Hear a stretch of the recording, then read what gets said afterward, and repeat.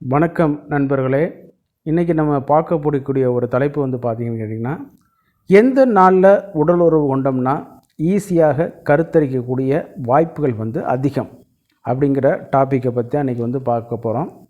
பொதுவாக உடல் உறவு இன்றைக்கி ஒரு ஆபாச செயலாகவும் ஒரு பெர்சனலாக இது பண்ணக்கூடிய ஒரு ஸ்டிமுலேஷன், இன்னொரு எதிர்பாலினத்தோட வன்மத்தை நம்ம கொண்டு போய்க்கிறதுக்காகவும் பயன்படுத்திகிட்டே இருக்க முடிய, குழந்தை இல்லாத தம்பதியர்களிடம் நீங்கள் கேட்டு பாருங்கள். இந்த உடல் உறவு ஒரு புனிதம்னு சொல்லுவாங்க. சரிங்களா?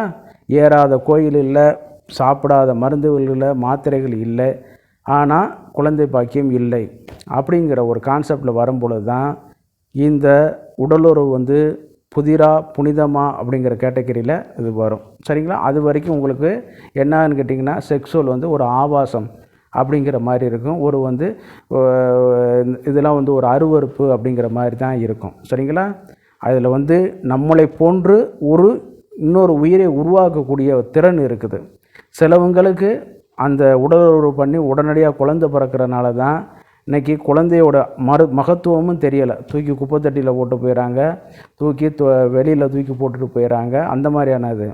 இதே இது குழந்தை இல்லாத தம்பதியர்கிட்ட நீங்கள் கேட்டு பாருங்கள், அவர்களுக்கு அந்த வேதனையும் இதுவும் தெரியும். சரிங்களா?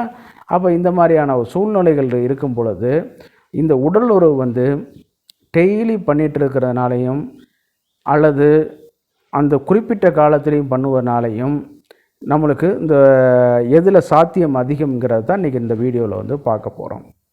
நம்ம இதில் மகரிஷிகள்கிட்ட இதில் சரகர் சுசரதர்கிட்ட கேட்குறாங்க.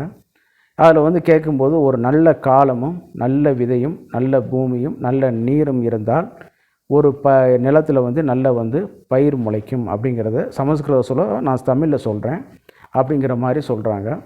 நல்ல காலம் அப்படிங்கிறது பார்க்கும்போது இந்த ஓவுலேஷன் காலத்தை தான் அவங்க சொல்கிறாங்க.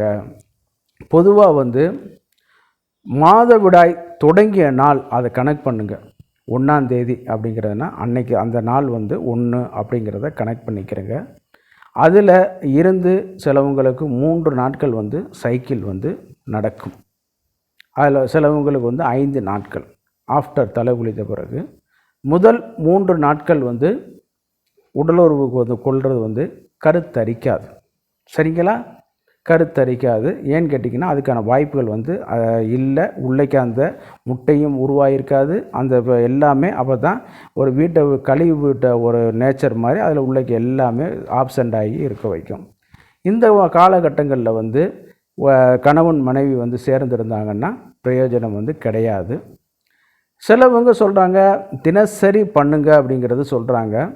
நல்லா அதில் தவறு கிடையாது.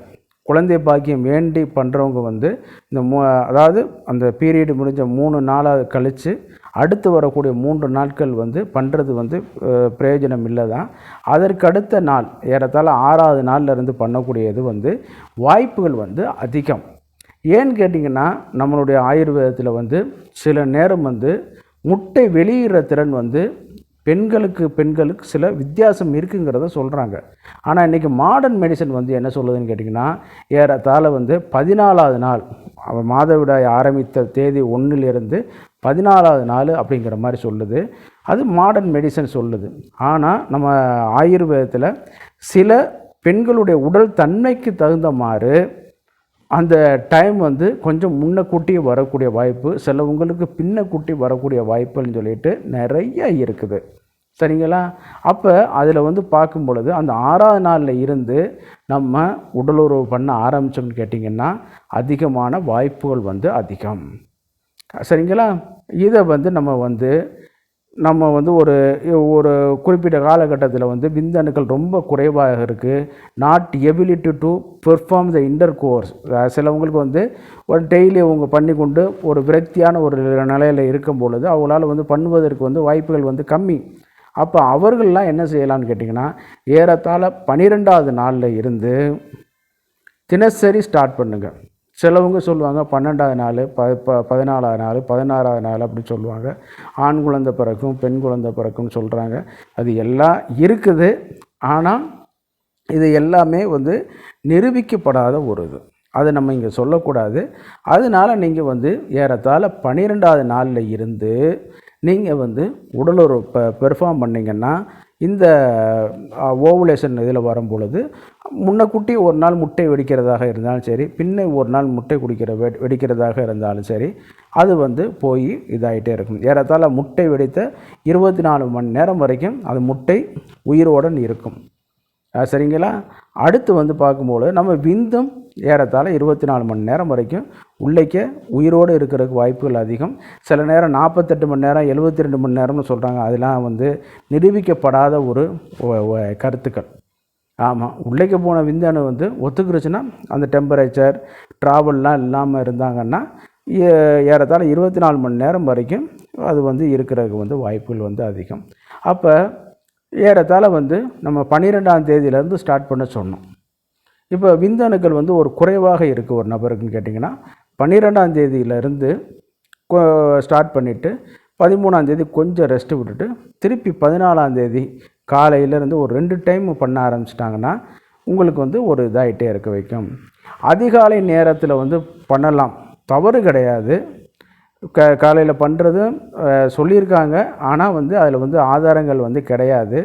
ஏன்னு கேட்டிங்கன்னா அந்த நேரத்தில் வந்து எல்லாமே ஆப்ஷன்ட்டை நல்லா தூங்கிட்டு இருக்கிறவங்கள போய் எழுப்பி உடலுறவு வந்து நீங்கள் வந்து பண்ணுறது வந்து இயற்கையில் அது வாய்ப்புகள் வந்து கம்மி. சரிங்களா? அதனால் உடலுறவு பண்ணிவிட்டு கொஞ்சம் நல்லா தூங்கி எந்திரிங்க.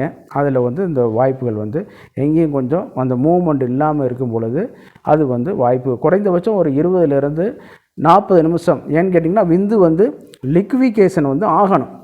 உள்ளேக்க போகிற ஜெல்லி மாதிரி இருக்கு இல்லையா, அந்த ஜெல்லி வந்து லிக்விகேஷன் ஆகி அதுக்கப்புறம் தான் மூவ்மெண்ட் ஆகும். இதில் வந்து சிலவங்களுக்கு வந்து 10லேருந்து 20 நிமிஷம் வரைக்கும் ஆகும் சராசரி. அப்போ அதுக்கு தகுந்த மாதிரி நம்ம கொஞ்சம் ரெஸ்ட் எடுத்துருக்கணும். உடலுறவு பண்ணோம்னா எந்திரிச்சு நம்ம உடனே இப்போ இது பண்ணிகிட்டு இருந்தோம்னா ஒரு சிலவங்களுக்கு வர்றதை வச்சு நம்ம எல்லாருக்கும் அதை வந்து நம்ம சொல்லிட முடியாது. சரிங்களா? அதனால வந்து கொஞ்சம் ரெஸ்ட் எடுத்துகிட்டு இரவு நேரத்தில் வந்து நல்லா பண்ணுங்கள். நல்லா ஒரு 2 டைம் பண்ணுற அளவுக்கு நீங்கள் வந்து கொஞ்சம் ஒரு கான்சன்ட்ரேட் பண்ணுங்கள். அதில் வந்து உங்களுக்கு இது 14வது நாள் முடிஞ்சிருச்சுனாலும் 15வது நாள் அட்லீஸ்ட் ஒரு டைமாவது பண்ணுற மாதிரி வாய்ப்பு பாருங்கள். ஏன்னு சொல்கிறேன்னு கேட்டிங்கன்னா ஒரு முட்டை ரிலீஸ் ஆன பிறகு அடுத்த முட்டையும் ரிலீஸ் ஆகும். இந்த மாதிரியான ஒரு கான்செப்டில் வந்து நீங்கள் பண்ண ஆரம்பிச்சிங்கன்னா உங்களுக்கு வந்து ஈஸியாக வந்து கருத்தரிக்கக்கூடிய ஆற்றல் வந்து அதிகமாக இருக்கும். இதைத்தான் ஓவுலேஷன் டயத்தில் வந்து சொல்கிறாங்க. மீண்டும் ஒரு முறை சொல்கிறேன், மாதவிடாய் ஆன தேதி இதுதான் 1. சரிங்களா? அதில் இருந்து 12வது நாளில் இருந்து ஸ்டார்ட் பண்ணிவிட்டு 14, 16, 17, 18 வரைக்கும் அதுக்கான இது உண்டு. அது முதல் 3 நாளும் சொல்லுவாங்க.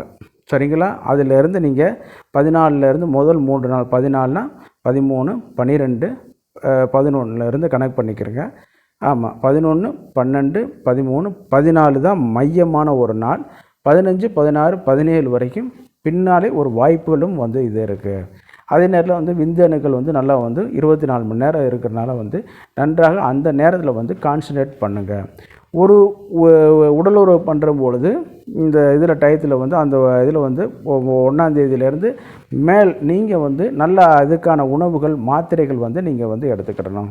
அதே நேரத்தில் வந்து மாதவிடாய் முடிந்த முதல் 3 நாட்கள் பண்ணுவதும் பெஸ்ட்டு. மாதவிடாய்க்கு முன்பாக வரக்கூடிய இந்த இதில் வந்து வரக்கூடிய இதுவும் பண்ணுவதும் பெஸ்ட்டு. அதே நேரத்தில் வந்து சில அறிகுறிகள் வந்து அந்த நேரத்தில் வந்து தென்படும். அதெல்லாம் ரொம்ப டீப்பாக இன்டீரியராக வாட்ச் பண்ணிக்கிட்டே இருக்கணும். தெர்மாமீட்டர் ஒன்று வச்சுருக்கணும். உடல் டெம்பரேச்சர் வந்து பெண்களுக்கு மாறுபடும். சிறு கோழை சளி மாதிரி அந்த பெண்குறியிலேருந்து வெளிப்படும். அதே நேரத்தில் வந்து வயிற்றில் வந்து கொஞ்சம் வலி ஏற்படும். ஸோ அந்த முட்டை வெடிக்கும் பொழுது சின்ன மைனர் ரப்சர் பெயின் வந்து வரக்கூடிய வாய்ப்புகள் வந்து இருக்குது. இந்த மாதிரியான நேரத்தை நீங்கள் டைரியில் குறித்து கொண்டு இது பண்ணிட்டு உடலுறவு பண்ணிங்கன்னா கண்டிப்பாக உங்களுக்கும் ஒரு சக்ஸஸ் கிடைக்கும். ஆபாசம் இல்லை, புனிதமான்னு பார்க்கும் பொழுது இது வந்து புனிதமாகத்தான் தெரியும். ஏன்னு கேட்டிங்கன்னா நீங்கள் இந்த இதை வந்து ஒரு குழந்தை இல்லாத தம்பதியிட்ட இது சார் சொல்கிறது உண்மைதானான்னு கேட்டு பாருங்கள். அவர்கள் வேதனை உங்களுக்கு தெரியும். நான் உங்கள் டாக்டர் குமார். மீண்டும் அடுத்த நிகழ்ச்சி சந்திக்கும் வரை நன்றி உரை விடைபெறுகிறேன். நன்றி, வணக்கம்.